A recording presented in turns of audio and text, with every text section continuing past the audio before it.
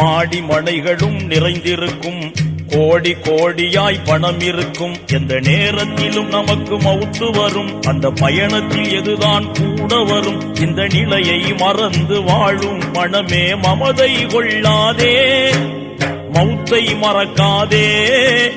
மறுமை நாளின் மாண்பை இழந்து வாழ்வில் மயங்காதே, மனமே மமதை கொள்ளாதே.